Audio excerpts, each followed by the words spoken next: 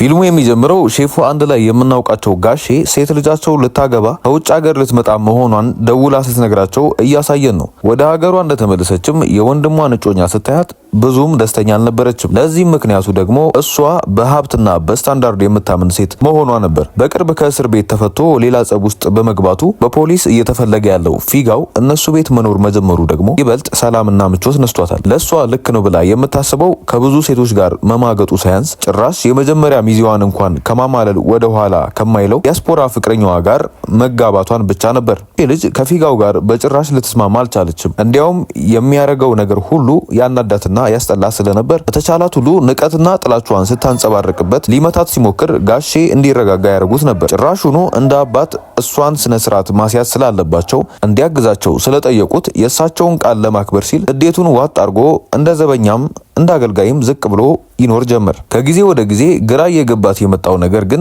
እጮኛዋ ከውጪ ቀድሟት የመጣው ሰርጉን ነገር ቀድሞ መስመር ለማስያዝ ቢሆንም ምንም ያስተካከለውም ሆነ የጀመረው ነገር ሳይኖር ጭራሽ እሷን ትቶ ለ4 ቀን መሄድ ያለበት ቦታ እንዳለ ነግሯት ከሄደም በኋላ ሐሳብ ለመጠየቅ እንኳን ስትደውልለት ሴቶችን በመሳደብ ተጠምዶ ስለነበር ትክክለኛ መልስ እንኳን እየመለሰላት አልነበረም። የመጀመሪያ ሚዜዋ መክሊት በበኩሏ ባላሰበችው መንገድ ከፍቅረኛዋ ጓደኛ ጋር የጦፈ ፍቅር ውስጥ ገብታለች። ካሳለፈቻቸው የፍቅር ግንኙነቶች የባለስልጣን ልጅ እንደሆነች ሰዎች ሲያውቁ ሰዎች ሊሸሿት እንደሚችሉ ስለተረዳች ማንነቷንና አለባበሷን ሳይቀር ለውጣ የደሃ ልጅ ነኝ ብላ ስትዋሸው እሱ ደግሞ ሀብታም ከሆንኩ ትወደኛለች ብሎ በውሸት ሆዷን እየነፋት አንዳቸው የአንዳቸውን የውሸት ማንነት አምነው በፍቅር ከንፈዋል። ሁሉም የከበዳት ደግሞ ከቦታ ቦታ የሚወስዳት ሹፌር ማጣቷ ስለነበር እዛም የአመቱ ቂርቆስ ቀን እናቱን ለመጠየቅ በዛውም ቤተክርስቲያን ለመሄድ ፈልጎ ጋሼን አስፈቅዶ ሲወጣ በጣም ተናዳ ደወለችለትና በ30 ደቂቃ ውስጥ የአዳራሽ ኪራይ ስንት እንደሆነ አጣርቶ እንዲነግራት ካዘዘችው በኋላ ከጓደኞቹ ጋር ተባብሮ ትዕዛዟን ፈጸመና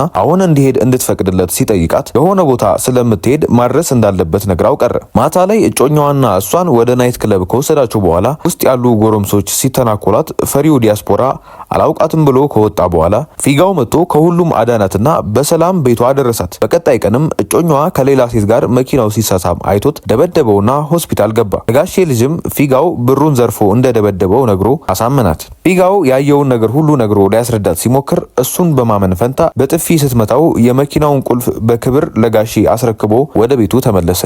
እሱን ካሰናበተች በኋላም አንድ ሴት መጣ መኪና ውስጥ ብራና ቻፕስቲክ እንደረሳች ፊት ለፊቷ ስትነግረው የሰማችውን ማመን አቅቷት ወደ አባቷ ሄደችና ይቅርታ እንደጠየቀቻቸው እጮኛዋ ስጦታ ይዞ ይቅርታ ለመጠየቅ ወደ እሷ ሲመጣ ያረገላትን ቀለበት ሳይቀር አውልቃ ሰጠችውና ጧትና ማታ ስለ ፊጋውና ስላረገቻቸው ነገሮች ብቻ ማሰብ ጀመረች። ለመጀመሪያ ሚዜዋም የተሰማትን ሁሉ ስትነግራት ሰፈሩን ስለምታውቀው ወደሱ ወሰደቻት። ታዲያ በዚህ ሰዓት ነበር ሀብታም ነኝ እያለ ሲዋሻት የነበረው ልጅ ደላላ ሆኖ ያገኘችው። እሱም በስራው አፍሮ ከተደበቃት በኋላ እሷ አባቷ ጋር ሄዳ ብሶቷን ስለተናገረች ባለስልጣኑ አባቷም ጋርዶቹን ልኮ ወደ ቤት መጥቶ እንዲያገኛት አደረገ። የጋሼ ልጅም ፊጋውን አግኝታ ይቅርታ ከጠየቀችው በኋላ ይቅርታዋን ሲቀበላት እያሳየን ፊልሙ ያበቃል።